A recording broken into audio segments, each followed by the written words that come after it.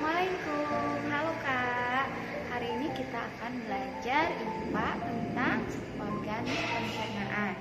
Nah, sistem pencernaan merupakan sistem yang membantu dalam mencerna makanan sehingga menghasilkan energi. Nah, perjalanan makanan dari mulut hingga dikeluarkannya kembali itu disebut dengan sistem pencernaan. Nah, fungsinya apa? Fungsi sistem pencernaan yaitu untuk memudahkan menyerap sari-sari makanan dan mengeluarkan zat-zat sisa atau zat yang tidak dibutuhkan oleh tubuh kita. Nah, langsung saja, sistem pencernaan yang pertama yaitu mulut. Nah, di mulut makanan dihancurkan, ya. Yang tadinya bertekstur kasar itu teksturnya akan menjadi lebih lembut. Selanjutnya, setelah melalui mulut, lanjut ke organ berikutnya. Organ apa itu? Silahkan kalian simak videonya baik-baik ya. Setelah dari mulut, makanan kita menuju kerongkongan. Kerongkongan merupakan saluran berbentuk seperti tabung sepanjang 20 cm yang menghubungkan rongga mulut dengan lambung. Di dalam kerongkongan terjadi gerakan peristaltik, yaitu gerakan meremas-remas yang dilakukan oleh dinding kerongkongan untuk membuat makanan terdorong masuk ke dalam lambung. Nah, tujuan selanjutnya yaitu lambung. Lambung merupakan bagian dari organ pencernaan yang paling elastis. Lambung berbentuk seperti kantong dan terletak di dalam rongga perut sebelah kiri atas. Di dalam lambung, makanan terjadi pencernaan secara mekanis dan kimiawi. Pencernaan mekanis dilakukan oleh otot lambung yang meremas dan mengaduk makanan. Sedangkan pencernaan kimiawi dilakukan oleh getah lambung yang dihasilkan oleh kelenjar getah lambung. Nah, getah lambung mengandung 3 enzim yaitu pepsin, renin, dan asam klorida. Enzim pepsin berfungsi memecah protein menjadi pepton. Enzim renin untuk menghadapkan protein susu menjadi kasein. Dan asam klorida berfungsi untuk mengasamkan makanan dan membunuh kuman yang masuk bersama makanan. Kemudian dari lambung, makanan kita masuk ke usus. Nah, di usus halus lebih tepatnya, merupakan usus halus ini usus terpanjang. Panjangnya mencapai 6-7 meter. Di dalam usus halus terdapat cairan khusus untuk penyempurnaan pencernaan makanan. Oh ya, usus halus ini terdiri menjadi 3 bagian, yaitu usus 12 jari, usus kosong, dan usus penyerapan. Usus 12 jari atau disebut dengan duodenum memiliki panjang kira-kira 25 cm.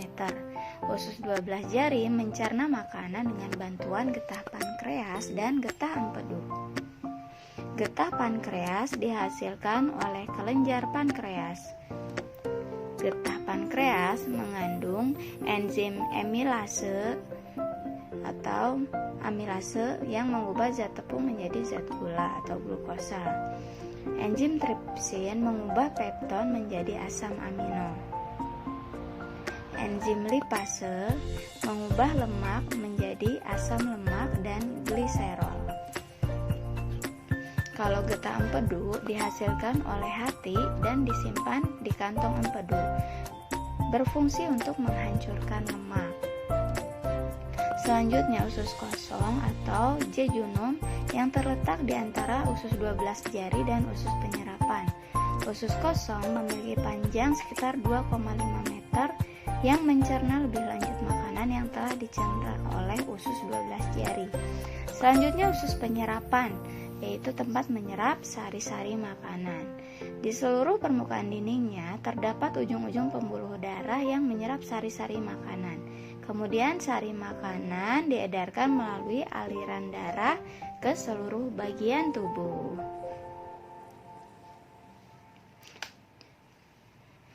Kemudian akhirnya makanan kembali ke dalam tubuh kita. Selanjutnya, usus besar yang berfungsi untuk menyerap cairan, vitamin, mineral, dan sisa-sisa makanan yang telah diserap oleh usus halus tadi.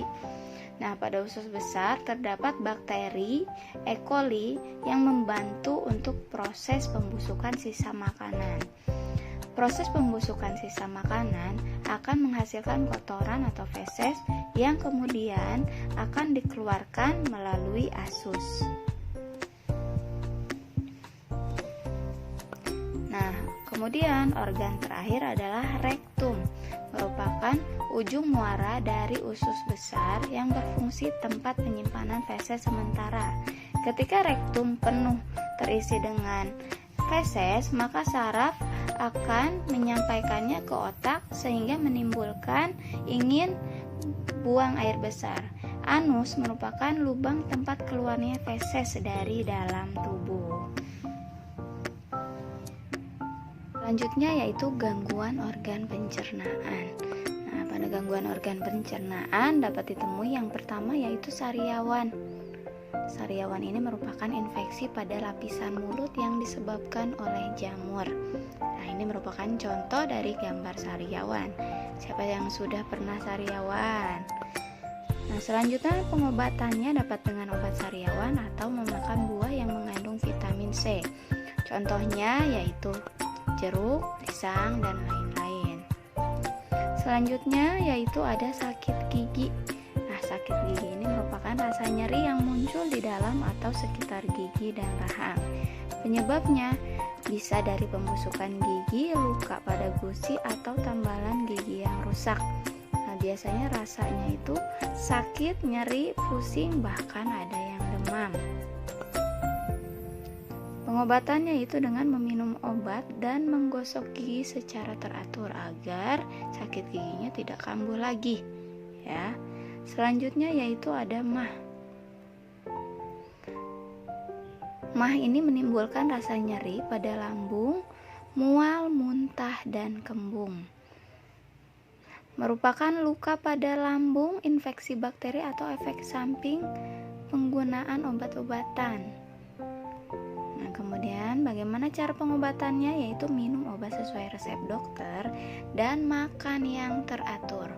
Untuk yang penderita sakit mah ini, itu makan teratur sangat berpengaruh ya teman-teman. Sangat penting. Selanjutnya ada sembelit atau disebut juga konstipasi. Merupakan sulit buang air besar. Penyebabnya diantaranya ada kurang minum, kurang makanan berserat, dan pola makan yang kurang baik. Cara penyembuhannya bagaimana? Yaitu mengubah pola makan dengan makanan berserat, konsumsi air putih lebih banyak, dan olahraga secara teratur. Selanjutnya yaitu ada diare. Nah, diare ini merupakan buang air besar, encer, dan sering. Penyebabnya yaitu bakteri, virus, atau parasit yang berasal bisa dari makanan kalian atau minuman kalian yang kurang bersih. Dan bisa juga dari tangan kalian. Jadi saat makan, kalian lupa untuk mencuci tangan, sehingga saat makan, kuman itu masuk bersamaan makanan yang kalian makan. Maka jadilah diare. Selanjutnya untuk pengobatannya bisa dengan oralis atau sesuai dengan resep dokter. Kemudian ada apendisitis atau disebut juga dengan usus buntu. Merupakan pembengkakan atau peradangan usus buntu. Sebetulnya penyakit usus buntu ini belum diketahui penyebabnya, tetapi menurut para peneliti, penyakit ini disebabkan karena tersumbatnya pangkal usus buntu oleh kotoran atau karena kelenjar getah bening membengkak akibat infeksi. Keluhannya biasanya nyeri perut sebelah kanan, perut kembung, kurang nafsu makan, meriang, dan mual. Cara pengobatannya biasanya dengan operasi.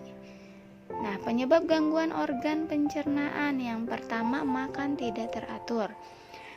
Kalau makan kita tidak teratur, dapat menimbulkan beberapa penyakit atau gangguan pencernaan. Salah satunya yaitu penyakit MAH.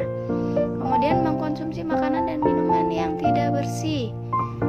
Ya, pengaruhnya kalau makanan dan minuman kita tidak bersih, kita bisa sakit perut, bisa juga sampai diare.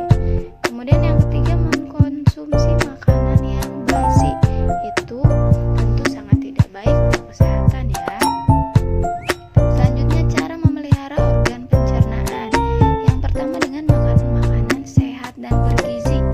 Bagaimana makanan sehat dan bergizi? Yang mengandung vitamin, karbohidrat. Ya, 4 sehat, 5 sempurna. Kemudian tidak jajan sembarangan. Ya, jadi kalau jajan, makanannya yang bersih. Usahakan yang tertutup, jadi tidak bisa dihinggapi oleh lalat. Kemudian yang ketiga, menjaga kebersihan